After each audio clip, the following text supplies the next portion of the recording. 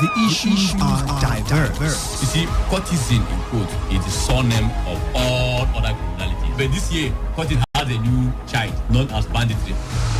I'm sure you are aware that the 6th Division of Nigeria is court-martialing some of its officers for being involved in kidnapping.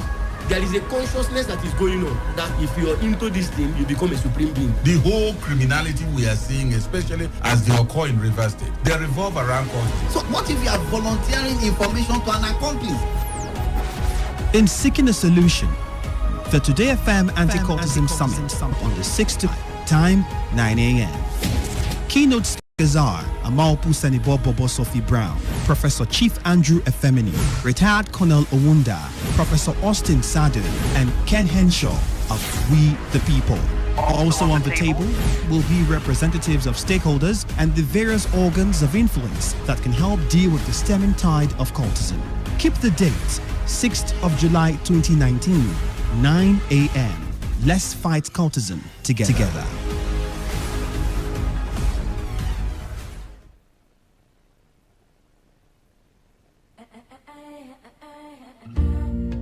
Nigeria is more than a geographical expanse of land spreading from the north down to the south. Nigeria is the people that live in it. You are Nigerian. I am Nigeria. We are Nigeria. Nigeria gets better when we do. And there is no limit to the little things we could all do to make Nigeria a country we will be proud to call our own. Little things that matter, done for the love of Nigeria, is all we need to make Nigeria better and greater. This message is powered by Today95.1 FM.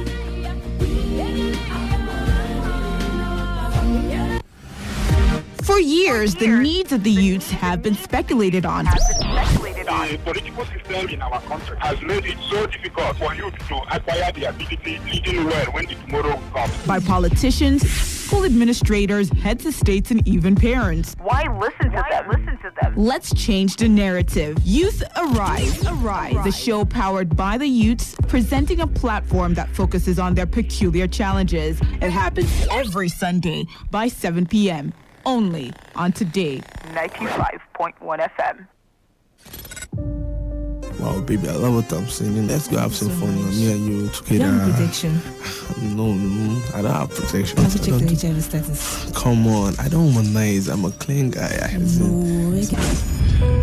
Today, HIV and AIDS is a major global health emergency affecting all regions of the world, causing millions of deaths and sufferings. It is the leading infectious cause of adult death in the world, and about 19 million out of the 35 million people living with HIV globally do not know their HIV status. This has led to delayed treatments, spread of the virus, wrong decisions about their health, and ultimately death. You cannot protect yourself or the health of others if you don't know what to look out for. Be informed about your health and your future. Be responsible about your sex life. Get tested and know your status today. This message is brought to you by Today95.1 FM, the voice of the people.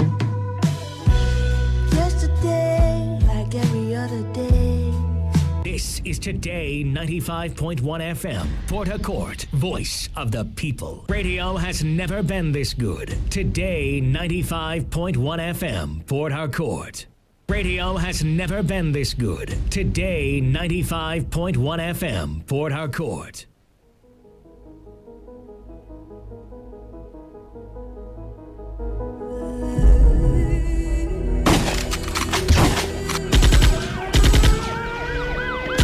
The situation is critical.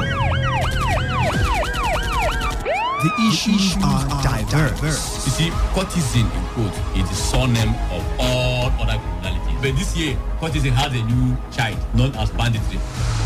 I'm sure you are aware that the 6th Division of Nigeria is court-martialing some of its officers for being involved in kidnapping.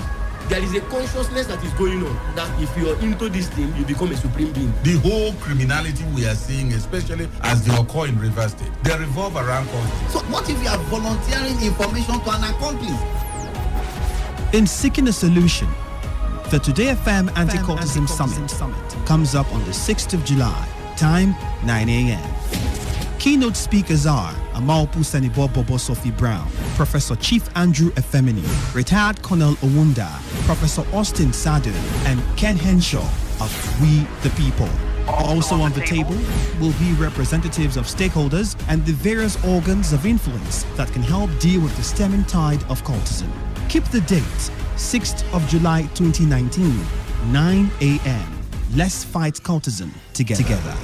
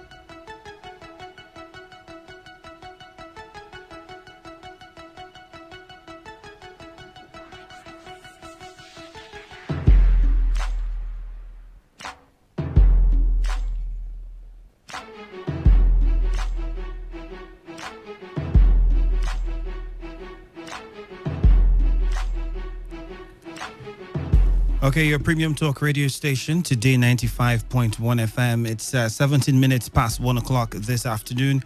And yes, you're welcome to today's hustle. And my name is Ifeemi Andrew. This lovely Tuesday afternoon. I don't know what the weather condition is like around your area, but it's not raining here. So thank God for that. Yesterday, it wasn't really nice. It wasn't serious with the rains, but it was really cloudy. I don't know about today, wherever you are. But wherever you are listening to us right now, it's going to be very interesting on the show. I can guarantee you that. Whether you're in Imo State, you're in Aba, you're in Akwa Ibom, you're in Bayelsa, you're in Delta, you're in wherever you are, you're all welcome. You could be listening online as well. You're welcome, and let's buckle up for a very interesting ride this afternoon. For those who do not know, the show is dedicated to trending issues, at least the first half of it. We get to talk about the trending political topics, a few of them. We are quite aware that you also are aware of some of these issues and you need more details. And you also want to air your views and your thoughts. You want your opinions to be heard. You want people to understand or hear what you feel about a particular policy of government or a particular situation in the country. Well, that's why we designed this program. It's to give you that opportunity, to allow you the time to be able to vent your thoughts on any of the issues as they concern you. We're doing just that here on the show. On the first half, it's going to be myself, Andrew, alongside Bolu, who will be joining me shortly. So let's get started. Remember, our SMS portal is simple. If you don't have the number, I'll just call it out for you so you write it down, just in case your finger itchy to send a message. 0701 933 9962. That's our SMS portal. 0701 933 9962. So you can send your text message to that number, and then I'll call out the phone lines as we progress on the show. But for now, we'll start off with something very controversial for some people, especially if you're a party fanatics. I think you find this one very controversial, very leaning at different times. The Presidential Election Petition Tribunal. That is the one. The Presidential Election Petition Tribunal. That, ladies and gentlemen, is the one. Why are we talking about them now? We're quite aware that sitting has begun in Abuja. And before they started, the PDP actually went to court alongside their candidate, Atiku Abubakar, and it was trying to get a court order that would permit them or cause INEC to allow them access to a certain server that they claim, if you look at or if was brought to public view, would show that the PDP actually won the elections. That's the position of INEC. The PDP. INEC came out and said, we don't have a server. Bolu's with me now. Bolu, how are you? Good afternoon, Andrew. I'm very well. All right, welcome. So it's going to be very interesting. Let's get back to the talks. Anyways, so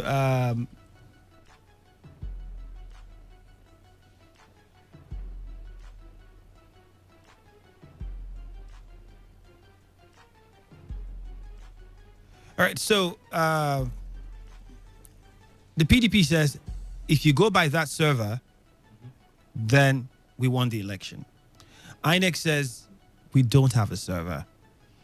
So now it was left for the tribunal to look at it and decide. And recently the tribunal came out with a decision. Now, they are saying that they are dismissing the application by the PDP and their candidate, Atiku Abubakar, requesting permission to have access to the central server, and said that they've not... Like to have been used by INEC, it means that it was supported by law. By the law, votes are counted manually. INEC says we did not transmit any result electronically. In fact, there is no server. So, Justice Mohammed Garba led bench of 5 judges in the unanimous ruling upheld the separation objections by the House. Are beginning to feel like this was political, justice was not done, blah, blah, blah. And it's normal for the side who did not get what they wanted to say things were not done properly, and the side that got what they wanted would say things were done properly. It's the politics of Nigeria, and that's what it's going to be for a very long time. But then if INEC is saying there is no server, that the server doesn't exist, the central server doesn't exist, so what is the PDP's... what are they going to tell the tribunal? Are you just going to go there and say there is an existence in code server? Or what they actually said there is, yeah? And INEC said there wasn't. So what PDP is going to be putting through to the tribunal is there's an alleged server that they got access to. And they wanted permission to have access to that server. The tribunal